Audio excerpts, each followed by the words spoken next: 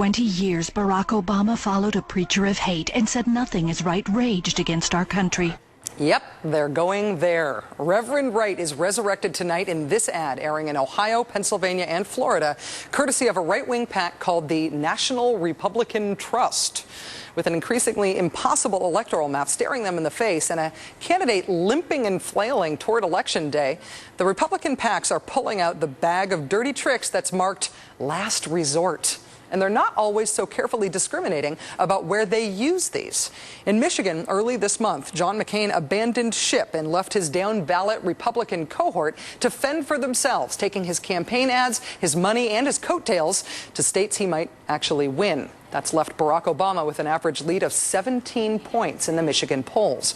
But stripped of its swing state status with virtually no candidate presence, Michigan is still turning out to be a laboratory for some of the nastiest campaign messaging that's out there today. The Stop Obama bus tour, brought to you by a right-wing PAC, is winding its way through Michigan right now, spreading the Obama is a commie smear.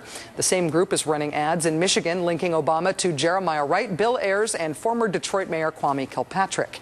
Is the idea to try to keep Barack Obama from being elected? Or is the idea to destroy Obama, even in the event that he does win? Are we seeing the first act of a permanent campaign against a President Obama? Joining us now, Michigan Governor Jennifer Granholm. Governor Granholm, thank you so much for joining us. Rachel, it is so great to be on. Thanks so much for having me on. Sure.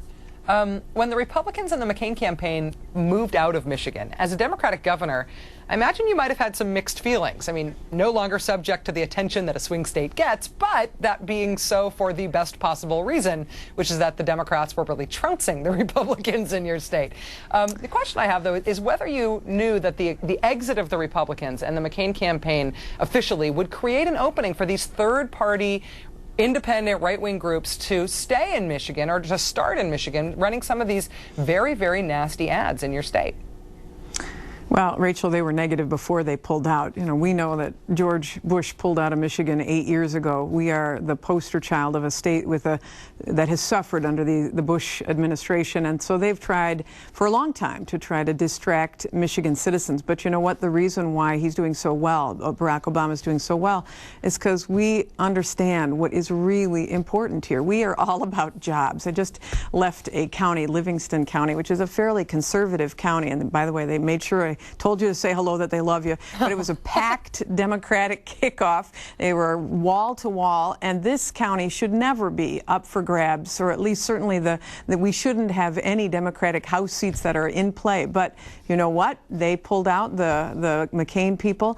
They've left with only these negative attempts, and it's just not working.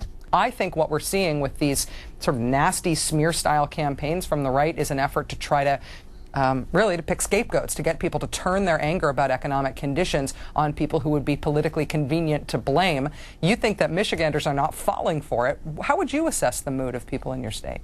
Well, I think we're mad as hell. I can tell you that. We are mad as hell that the President of the United States has engaged in strategies that have, I mean, really, he's ignored us, ignored manufacturing sector. If we had a president who would stand up for manufacturing, then we wouldn't be seeing the jobs go to China, India, Mexico. We are interested in fair trade. We're not afraid of trade. Bring it on. But we want fair trade policies. When McCain keeps trotting out the same policies as the Bush administration, well, no matter how many negative ads you run, you cannot pull the wool over people's eyes who have seen this firsthand. Governor Granholm, one last question for you. I know that you helped Joe Biden prep for his vice presidential debate against Sarah Palin by portraying Sarah Palin in sort of mock debates in debate prep for him. Has she actually turned out to be the kind of candidate you expected her to be when you had to study up on her and her record and her political tactics for portraying her in that debate?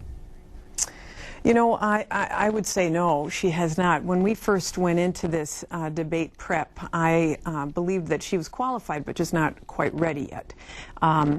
And we, in fact, after that debate, and I think Joe Biden did a great job, we talked to each other and said, yeah, we really had it down.